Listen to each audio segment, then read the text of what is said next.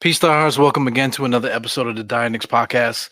It's your boy Eru, I'm the host here, man. So this is a midnight podcast. Uh I had to get this off my chest, man. I'm gonna be talking about the Austin Rivers trade and the extra little sweetness they put on it and why. You know what I'm saying? So without further ado, Knicks podcast, Eru to any star. Let's go.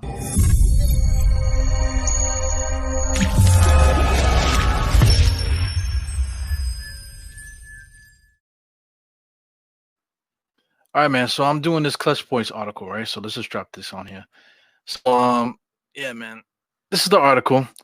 Of course, we thought we were just getting Austin Rivers for like what was it, 3 million a year, over 3 years with 2 years non guaranteed. All right, cool. Sounds like a decent trade, but I mean they flipped it and made it a sign in trade. To get more assets. But through further review, it's like why did we get these assets? Because we ended up getting the rights to Sergio. I don't know how to pronounce that and I'm freaking half Spanish, man, so I can't really pronounce it. But Sergio Lull, whatever, Lolo. And they also got a couple of other guys too that I dare not even try to translate. But somebody told me on Twitter that these guys might even be retired now. The Dragicevic, whatever his name is, and Hervaville, whatever. These guys might even be retired at this point. We also gave away the draft rights to Isuf Sanin. So that's a dude that I kind of was intrigued with, but like people are saying online, the guy doesn't have a left hand. You know what I'm saying? So he's just like he's just like a an athletic guy. He can't really shoot too well. He has a little bit of a confidence to him, but I mean he's not really a NBA basketball player. At least at this point in time. But that's not what I'm getting at, man. We got these guys here, their draft rights, their trade, their signing rights. You know what I'm saying? So what does this mean to us? Because Sergio is 33 years old. He's not. I mean, does he have a taste to come to the Knicks to come play in our rebuilding situation? What would his head be at? So now here's the thing with Houston. Houston is the wrong team for him. I guess he could have played with D'Antoni and all this, but he just wasn't interested in that type of thing. One thing I want to say is let me just say also that I don't think he'll be interested in coming to New York, even though he is a great player. Even at 33 years old, he's the kind of guy that will be a veteran kind of dude, and he probably would do really well playing with the young guys, teaching and stuff like that. Same type of role that we would put Chris Paul in, or whoever else you guys wanted at the time. But he also is Spanish, so he's gonna have a language barrier and all that stuff too. So it's not really gonna be great for us for that type of thing. But anyway, let me touch on Houston. Houston is just not the right team for them. They have their own international players that they brought over, but they didn't really do well with the European guys that they brought over. So without dragging this on here, man, I just want to bring up San Antonio. San Antonio is a team that loves international players, and they know what to do with them. They'll keep them in the stash. Somebody like Popovich, or just the climate around the team right now, as far as like the transition into the next phase in that situation. Maybe Sergio would be interested in that, just to at least play with Popovich. Play under Popovich, for like a year or maybe two, just to have that experience in the NBA. Maybe that's something that might entice him. So I say all this to say, they got two players over there in San Antonio that are basically a waste. These guys are past their prime. One guy is actually still in his prime, but the other one might be a little bit past his prime. We're talking about Derozan and the other freaking guy that I can't think of his name, but we're not talking about him. We're talking about DeRozan here. So okay, the elephant's out the cat is out the bag, right? So DeRozan, he makes $27 million. He's on an expiring deal. He accepted the deal. Now, why did he do that? He still has like another contract in him, and he's only like a little bit over the age of 30. He's not like 33. He's just a little bit over 30. Right. So why did he accept the 27 mil? Because he probably could have gotten a little bit more. If not 30 plus, maybe he could have got still 25 over 3 or 4 years. Maybe that might have been something he could have picked up. But he chose to just take the 27. Why did he do that? Is that because there's a possible trade in the works. Something that he was interested in. Maybe his agent. Like this is something that I'm just pulling off. I've been thinking about it all day. I haven't really looked into any research about who's DeRozan's agent and all this stuff here. But this is something that's interesting to me because, like I said, he's only making 27 million. We're already trying to get rid of Julius Randle. San Antonio, they have they don't really have big men there, per se.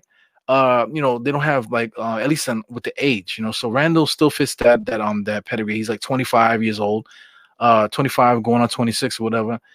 He's still 19 and 9. That might be something that's intriguing to them, and they already have a lot of young ball handlers over there. So maybe that's something that they might be interested in as far as building for the future. So somebody like DeRozan, he still has his athleticism. He's an elite scorer. He doesn't shoot the three. That's what everyone keeps talking about. But the guy's still a major scorer, 25 points a game, 22. He's still around that arena right there. So you're talking about a guy that's still like just leaving his prime. You want to say? So he's also ripe to grab.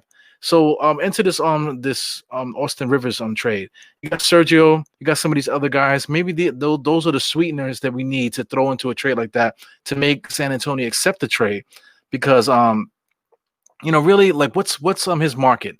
What are teams willing to give up that San Antonio will actually want? San Antonio is gonna want something to build with. So like I said, you got Sergio on our side. We got a bunch of second round draft picks too. I don't think we're gonna give up a first round. We got a bunch of second round draft picks, and then also we got, like I said, we have Julius Randle to throw out there. So even somebody like Frank. I know everyone still wants Frank to develop with the Knicks, right? But Frank is also a team that we all think that if he was drafted to San Antonio, he probably would have had a better career. So here's his opportunity. He can get traded to San Antonio with Julius Randle, the rights to Sergio, whoever else, and then throw in a couple second rounders in there. And then to me, that's a trade good enough to get DeRozan. And what does that do for the Knicks? DeRozan will expedite the rebuild in the same way that a lot of people thought Chris Paul was going to do it, and in the same way that people are still talking about Russell Westbrook. I know that was hot for a second. I was sold on Russell Westbrook, but the same way that I would be sold on Russell Westbrook is the same way I would be sold with a DeRozan, because DeRozan's not a point guard, but we're not choosing on what we need right now. We have plenty of point guard prospects on the roster. We don't have a shooting guard. I don't count RJ Barrett as a shooting guard. I think he's a small forward because his rebounding ability. He gets 7 rebounds a game. He's strong. He doesn't really have a lot of herky-jerky moves and stuff like that. So leave that to somebody that really knows how to do that. And that's DeRozan. DeRozan's a face-up player. RJ Barrett is more of a drop the shoulder, move you out the way, bump you and score kind of guy. Excuse me, like I said, and then also he rebounds the ball. So it's not like they're going to be occupying the same space, they'll be able to do whatever. And then also too, DeRozan's game is also based on has a lot of distribution in it. He sets up a lot of offense. He creates offense. He gets to the lane, and he likes to find shooters. He said that on the Old Man and the Three podcast. That's JJ Redick's podcast. Had a big, long, drawn out conversation with him. He talked about everything about Toronto and about the way that he likes to play the game, and just the fact that the whole 3-pointer thing. He's like he said he's a little bit arrogant about 3-pointers. Is that everyone feels like he needs to shoot threes. Not that he can't shoot threes, it's that he just doesn't shoot threes. So maybe at this point in his career, maybe he adds that to his game.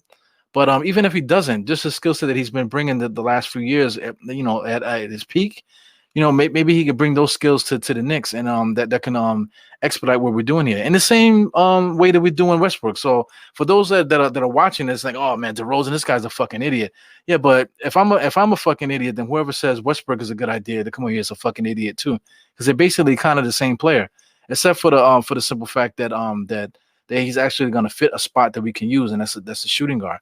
Then add some of the guys that we already have on the roster. Like of course, Alfred Payne is not going to play next to DeRozan. So you're gonna have to make something up there as time goes on. Maybe Austin Rivers starts with DeRozan. That's something that can possibly happen. And there's other ways to go about it as well. So I mean, this is just something I've been thinking about all day, because to me it doesn't make any sense why we had to throw in Sergio and these guys into the mix if we all know that he's not coming to the Knicks to be in part of the rebuilding thing, especially his first year coming from Spain. So maybe he goes to San Antonio to hang out with Pop for a year. Maybe he's thinking about basketball outside of his playing career. So maybe he's looking to get into coaching. Maybe he wants to come to the NBA. He didn't play in the NBA. Maybe he wants to come here and make some friends and see if he can get in somebody's coaching circle.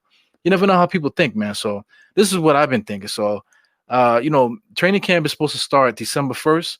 So, with the expedited season and everything that's going on with COVID, you kind of want to get things settled before training camp starts, right? So, if camp is starting on December 1st, that's on a Tuesday. We're talking about the weekend.